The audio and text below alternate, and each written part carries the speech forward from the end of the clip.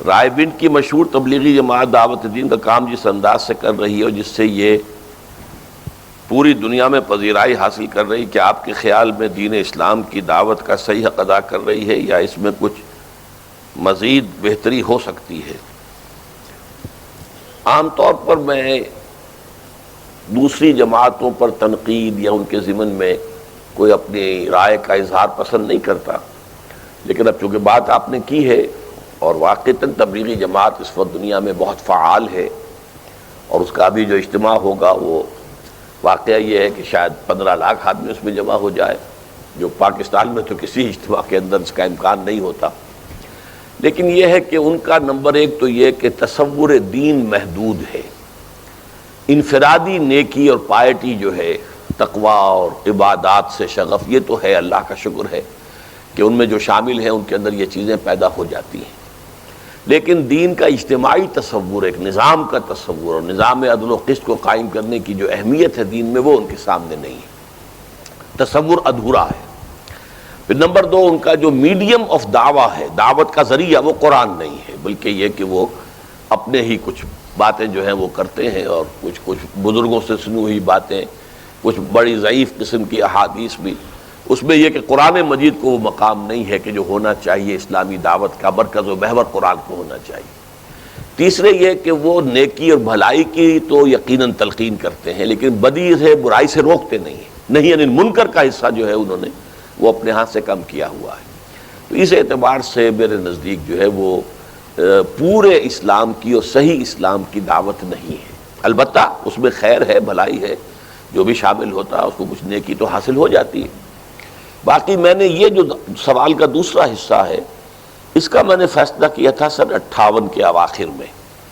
اس لیے کہ میں جب جماعت اسلامی سے علیحدہ ہوا تھا سن 57 کے اوائل میں، تو اس کے بعد میں نے تقریباً یہ پونے 2 سال جو ہیں وہ لگائے تبلیغی جماعت کے ساتھ،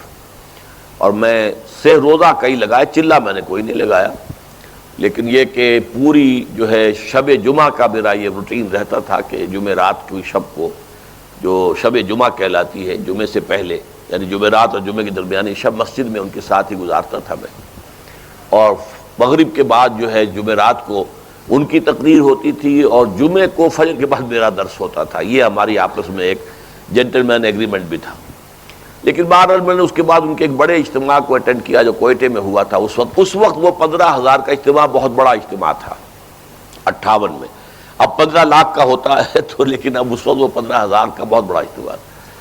تو میں نے یہی محسوس کیا کہ یہ جماعت اس سے آگے نہیں بڑھ سکتی، اس کا اپنا ایک چکر ہے جو چل رہا ہے، اور یہ جو ہے کسی بہت ہی صاحب ہمت آدمی نے جیسے کسی چکر کو چلا دیا ہو، مومنٹم اسے دے دیا، بس وہ چل رہا ہے، ذرا سا بھی اس سے ہٹے گا تو اس کا مومنٹم ٹوٹ جائے گا، پھر یہ خود بخود جو ہے وہ فیل ہو جائے گی۔ تو میں نے اچھی طرح سوچ سمجھ کر کے اس میں وہ شے داخل نہیں کی جا سکتی، ورنہ یہ کہ اگر اس کا امکان میں دیکھتا کہ اس جماعت کے اندر شامل ہو کر اس میں اقامت دین کا تصور اور ایک انقلاب کا تصور بھی شامل کیا جا سکتا ہے، تو شاید میں اسی کے ساتھ وابستہ رہ کر کوشش کرتا کہ اس میں پیوند لگ جائے اور یہ قلم لگ جائے اس فکر کی، لیکن میں نے یہ محسوس کیا کہ یہ ممکن نہیں ہے،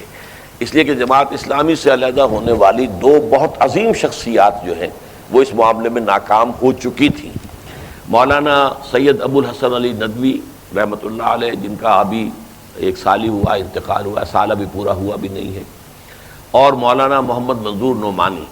یہ بھی سن 41 میں جماعت اسلامی میں شامل ہوئے تھے، سن 43 میں علیحدہ ہو گئے تھے، لیکن فکری کوئی اختلاف نہیں تھا۔ انہیں اختلاف تھا تو یہی تھا کہ بہت بڑا کام ہے جو مولانا مودودی لے کر اٹھے ہیں، لیکن ان کی اپنی شخصیت اور سیرت و کردار جو ہے وہ اس پائے کی نہیں ہے کہ اتنے بڑے کام کو لے کر چل سکے۔ تو گویا کہ کام سے اختلاف نہیں تھا، فکری اختلاف نہیں تھا، شخصی اختلاف تھا۔ اس کے بعد انہوں نے تبلیغی جماعت کا رخ کیا، اور مولانا الیاس صاحب زندہ تھے اس وقت رحمہ اللہ، ان کے بہت قریب رہے اور انہوں نے بھی انہیں بہت اپنے قریب کیا،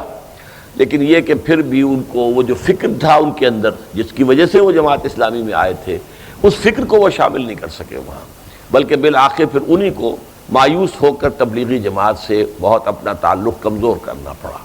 وہ اصل میں فکر اپنی جگہ پر جو ہے وہ اپنی جگہ اتنا زوردار اور پختہ ہے کہ اس میں کسی اور شے کی پیوند کاری ممکن نہیں ہے۔